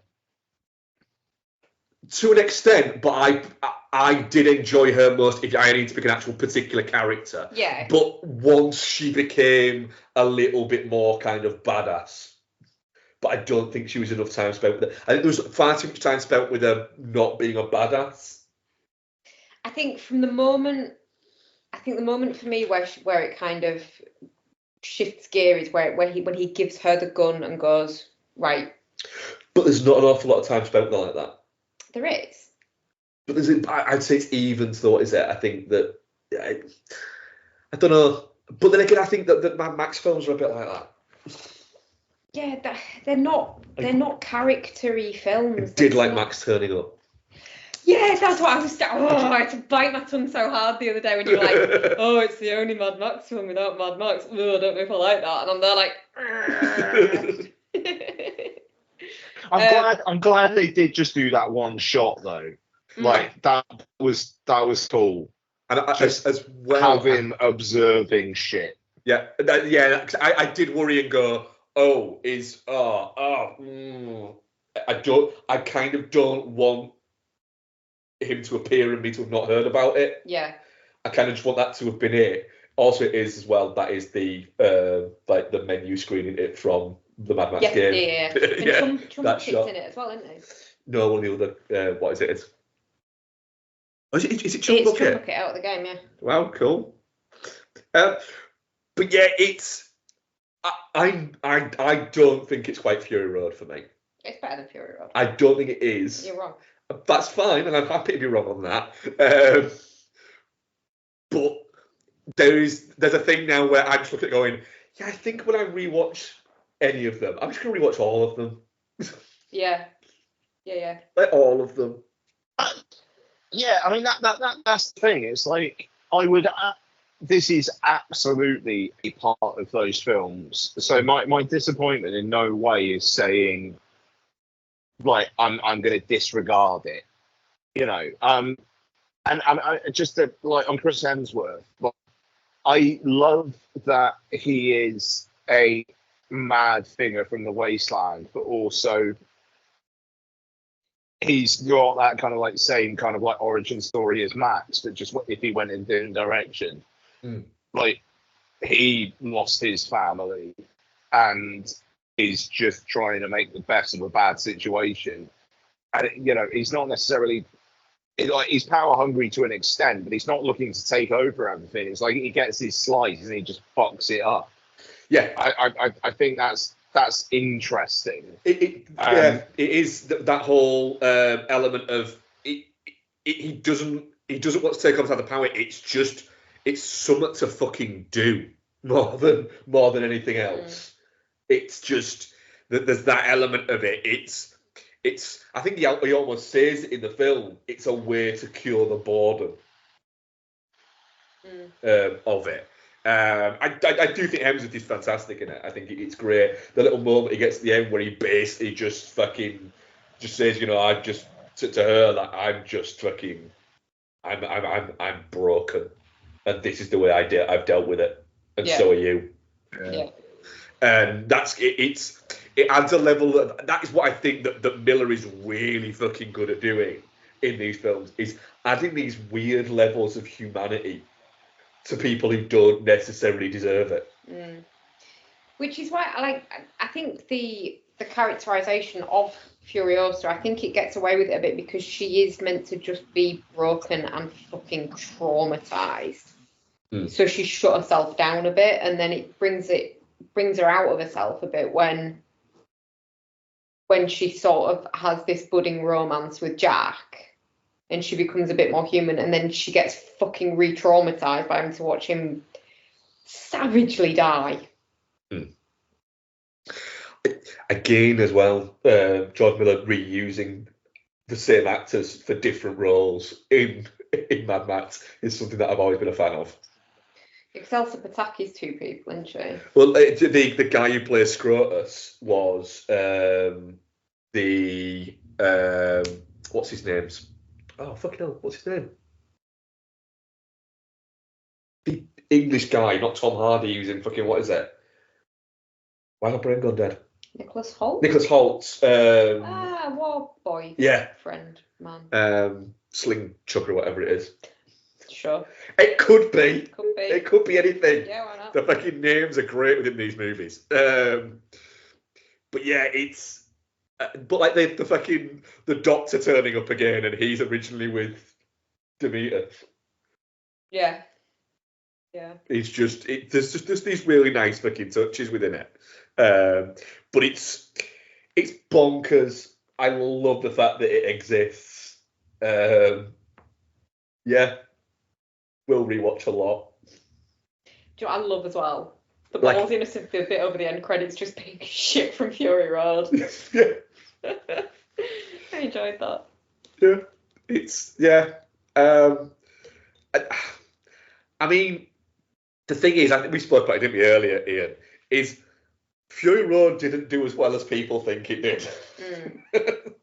Yeah. So making a, $170 million sequel to it 10 years later, it just maybe isn't the best idea. It feels like a really bad business decision all round. Like $170 million for a film that did about 400 million worldwide. Yeah. Like, so you need for it to equal it. Yeah. In today's economy. Like, I mean, God bless them for fucking doing it, but I'm not surprised it's going to lose money and basically kill the fucking franchise. But it's a shame. Like, all of it's a shame. Yeah, but it's just, I'm amazed we got two films out of it. I'm amazed we got two new Mad Max films from George Miller and not some random fucking jobbing fucking Louis Leterrier one or anything like that. Yeah. It's just, I'm kind of like, I don't think George Miller ever thought that he'd get $170 million to play with to make this movie. He's 79, nearly 80 years old. I feel like if you're not a Mad Max person and you've seen Fury Road because it's the new Charlize Theron movie and you've enjoyed it, and then you've gone to see this, tonally it's very different. It's a lot grimmer. It's a lot closer in tone to the original Mad Max movies. Like, Fury Road's got more, it's more of a classic narrative, I feel like. Fury Road is just one big fucking car chase, that's what's great about it. Well, it is, yeah. But it's more... It's singular. Whereas this is just mad. Yeah. So I feel like if you've just gone, oh, I liked Fury Road, I'll go see this one. You might be like, what the fuck? There is a little bit of the discourse I've seen around it. Because, I mean, I think we can all accept the fact that nowadays big budget special effects are starting to look a little bit... shit. Yeah, not great across the board. But a few of the bits that I've seen about it were that it looks it looks odd how sped up it is in places. And I'm like, have you not watched a Mad Max movie? Well, that's it. Yeah, people would have. Yeah, it's like that's something George Miller has done within these movies since the fucking first. He's sped up certain bits. He fucks around with perception and bits like that. You know, I mean, fucking hell, there's so much of it in Fury Road. So the thing is though, Fury Road, they shot it like on location basically, and they did that to an extent with Furiosa as well. But I mean, like, part of my kind of problem with it, I suppose, is the fact that Fury Road, it took him decades to, like, in concept and visualize and whatnot, and then the production was a fucking ordeal. With this one, you know, it didn't seem that bad. Like, I know Anya Taylor-Joy said there's stuff on that I don't want to talk about, but it kind of feels like that's a little bit of an exception. Whereas, like, Fury Road, like, produced a fucking book, Blood, Sweat and Chrome by Carl Buchanan. Furiosa's not going to do that because it was a relatively normal production, and like, it's not the it doesn't feel. Fury Road is bonkers because of the fact that so much of it was practical. It is insane. Yeah, and this one's just does have more of a working within the constraints of Hollywood, and you know, not taking those kinds of risks. You know, I genuinely, I don't think anyone can say that Furiosa looks better than Fury Road. I really, really would debate them on that. No, I don't think it does. I think there's a difference in the world building, I would say. But in terms of visual, pure cinematography, no, I think Fury Road is a better looking movie for sure. No, this film focuses more on the weird characters and like what's up with them than Fury Road does, and that's a perfectly okay, I think. I think we got Schroeder, who you said is in the game. Yeah, does he get killed off in the game? By the way, because a lot of people are like, "Why is he in Furiosa but not in Fury Road?" Really? Right? Yeah, he gets killed off in the game. The game is apparently the game is set after Furiosa, as it fits in the world. It's not. I think it's somewhere between Fury Road and Furiosa. It happens. Okay. But it's set within the bit that you don't see. There, bits of it are happening concurrently, apparently. Yeah. I mean, the timelines of Mad Max are not something I think people need to get that involved into. It's the whole. I mean, George Miller has addressed this before and said the idea is that these are fables and stories that are told. They're very much a print the legend kind of idea. Yeah. But yeah, it's a definite shit for me. I had a great time with it. Yeah, definitely not shit.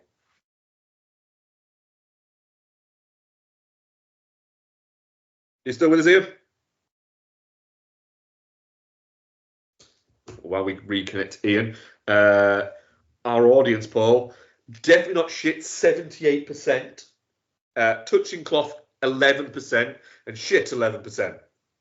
You bastards. Are you back, Ian?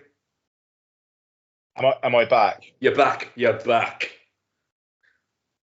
We're in some play. I might need to wrap it up. The weather's starting to get a little bit thundery here, and it seems to be messing with my connection.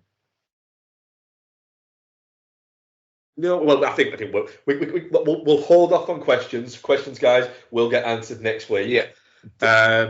Dylan, so sorry because I know we skipped we didn't skip your question. I don't think we saw your question last week, but I'm kind of surprised I'm still on now, to be honest. What we covering next week, quickly, Ian? Oh my god, you could send me the questions and I can have a bit of advance warning. No. Oh. No. Pool Man, baby. Chris Pine's Pool Man. Let's go. I'm fucking so pumped for that. I'm so excited about Pullman. What's it as well? Hitman. Sorry, 7th of June, no? that's next week. That's out a week Friday. Oh, Yeah. okay. Yeah. Right. Thank you very much for listening. Thank you very much, Ian. Thank you very much, Rebecca. Hi, thank you. Sorry for that truncated ending. Apologies. Definitely not shit. We'll let you get off, bud. Speak to you soon. Bye. All right, cheers, guys. Bye. Bye. Bye. Bye. Bye. Bye. Bye. Bye. Bye. Bye.